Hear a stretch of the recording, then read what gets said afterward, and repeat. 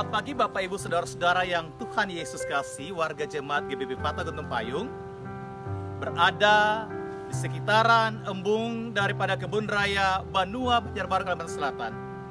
Kita akan disapa oleh kebenaran firman Tuhan lewat lensa Efata Gunung Payung di pagi hari ini.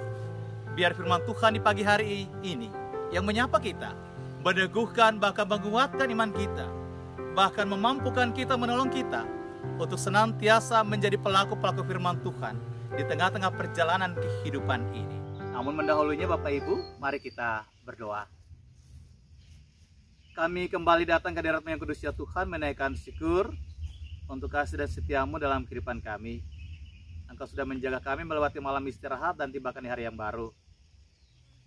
Kami akan disapa oleh kebenaran firman Tuhan.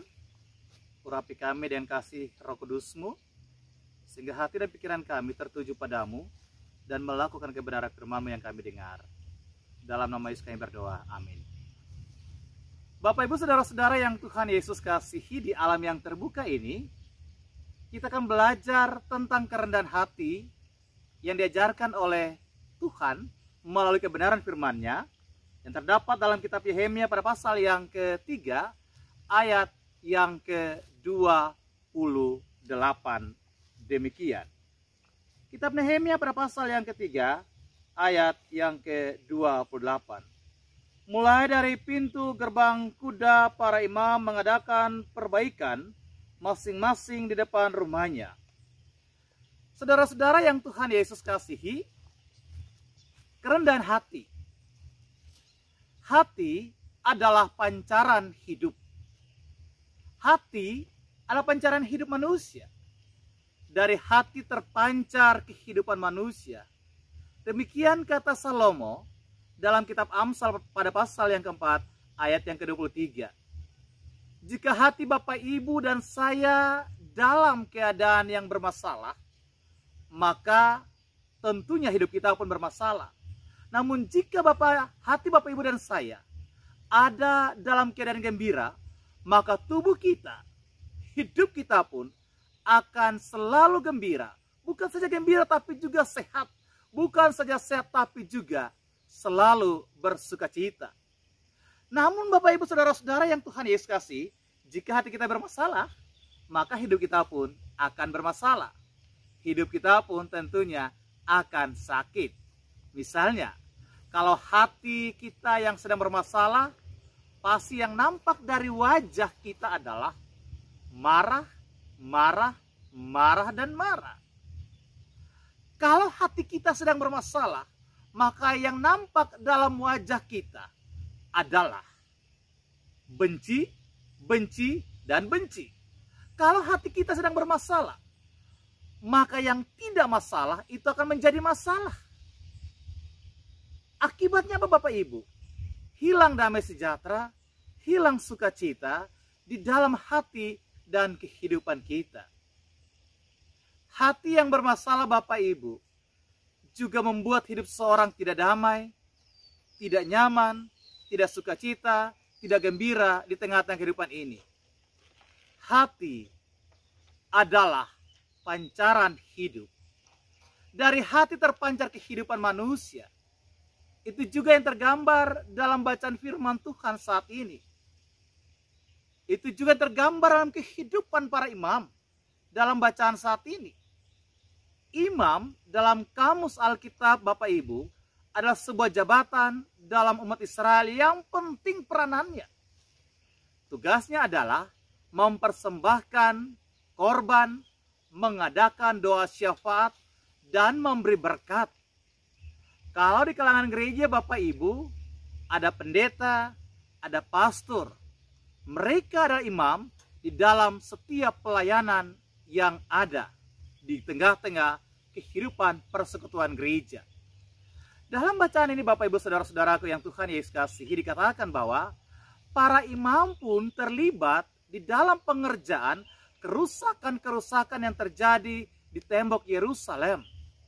Dalam hal ini Bapak Ibu Saudara-saudara yang Tuhan Yesus kasihi, status dan kedudukan yang terhormat tidak menjadi penghalang bagi para imam untuk terjun bersama-sama dengan umat untuk menyelesaikan pembangunan yang ada.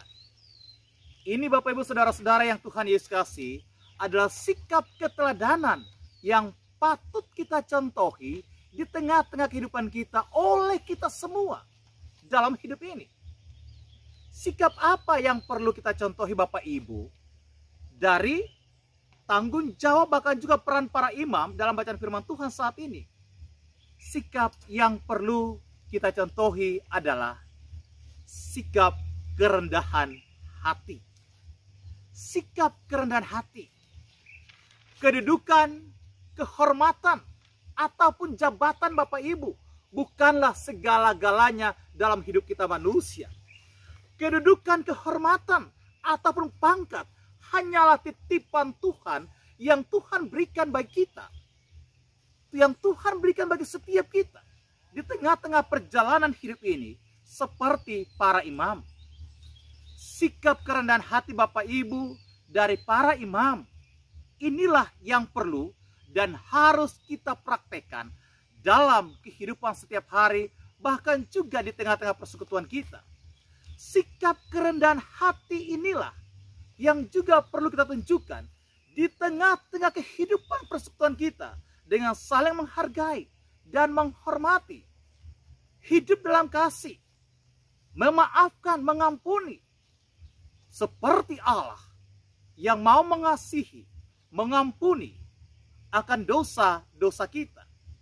Sikap kerendahan hati itu juga perlu ditunjukkan dengan mau menolong dan saling membantu, bergandeng tangan, bersama-sama saling membahu, memuliakan nama Tuhan melalui keterpanggilan kita di dalam pelayanan maupun di tengah-tengah hidup ini. Pesan firman Tuhan bagi Bapak Ibu dan saya, sebelum kita memulai aktivitas di pagi hari ataupun juga di sepanjang hari ini adalah, ketika kita hidup dalam kerendahan hati, bukan berarti kita menjadi orang yang rendah dan hina.